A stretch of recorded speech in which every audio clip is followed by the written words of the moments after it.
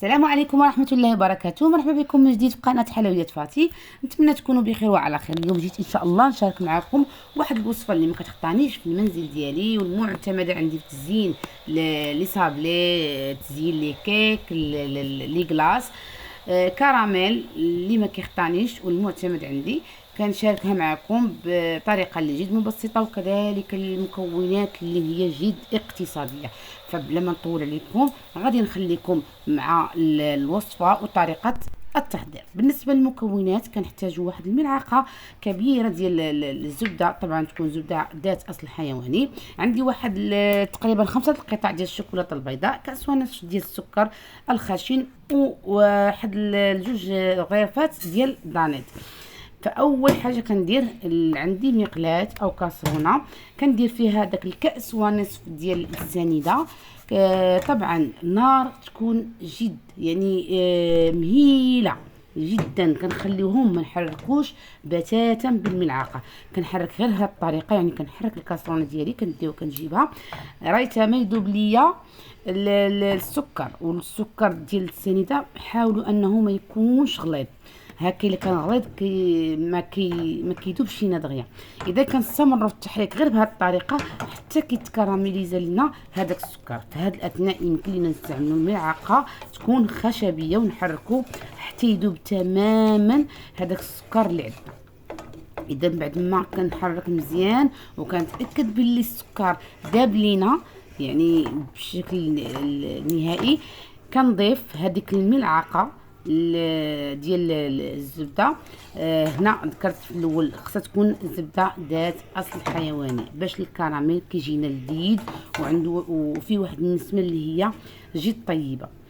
اذا هنايا في هذا الاثناء بعد ما دابت لينا السنيده تماما غنضيف هذه الملعقه الكبيره، تقريبا ما يعادل تقريبا 60 غرام ديال الزبده.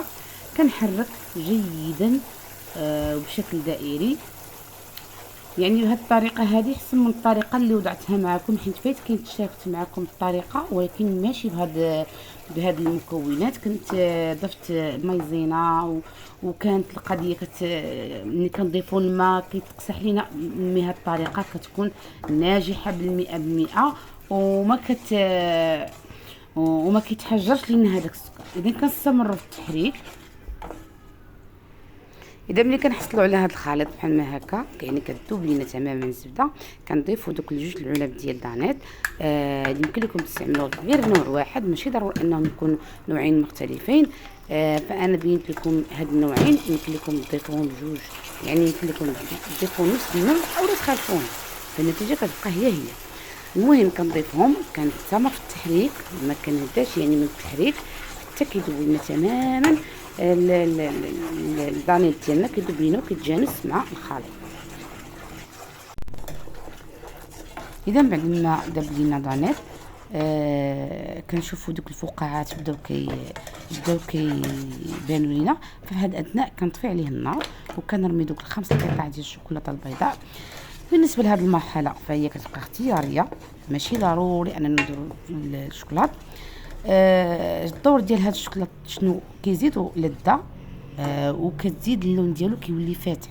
الكراميل ديالنا كيولي اللون ديالو فاتح كيف كتلاحظوا معايا. خليت الشوكولاط في ديك السخونيه ديال داك الكراميل فهو راه دغيا كيذوب. وبالنسبه لك كانت النوعيه ديال الشوكولاط يعني ديك النوعيه جيده فراه غادي يكون احسن طبعا.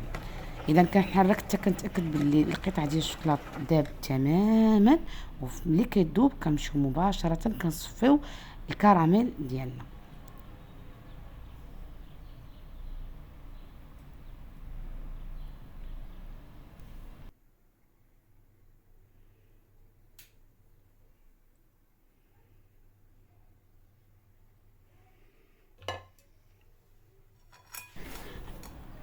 اذا كيف كتلاحظوا معايا بان ضروري اننا خصنا نصفيو الكراميل ديالنا هكا باش نحيدوا داك التخلي اللي كيكون في الكراميل او البقايا ديال السنيده اللي ما دابتش لينا.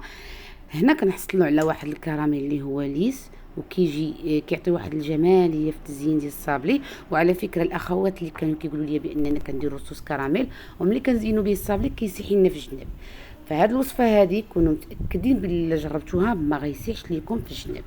بتاتا ما يعني كيجي في التزيين ديالو رائع شكلا ومذاقا. وبالنسبه لهذا الكراميل يعني كنستعملوه في تزيين لي كيك، في تزيين في لي صابلي، في الكلاص، يعني عنده يعني عنده يعني بزاف ديال الاستعمالات في التزيين غتحتاجوه. وحتى بالنسبه لكيفيه الاحتفاظ كنجيب قاروره او قنينه اللي تكون نظيفه وناشفه تماما من الماء، وكنديرها فيها. فبالنسبه كيبقى بهاد لا تيكستور ديالو يعني ما كيتغيرش، يعني ما كيجمدش وما كيسيحش. كنسدها، كتكون القاروره ديالي محكمه الاغلاق. فاش كتمر ساعات تقريبا واحد 3 سوايع او 4 سوايع، فاش كتلاحظوا هنايا كيبقى كما هو، بل كيعطي واحد اللمعه اكثر وكيولي لزج. هنا كيمكن لينا نزينو به الصابلي مباشره، يعني ما كنديرو لا باماغي ولا حتى شي حاجه كيف غتلاحظوا معايا في اخر الوصفه.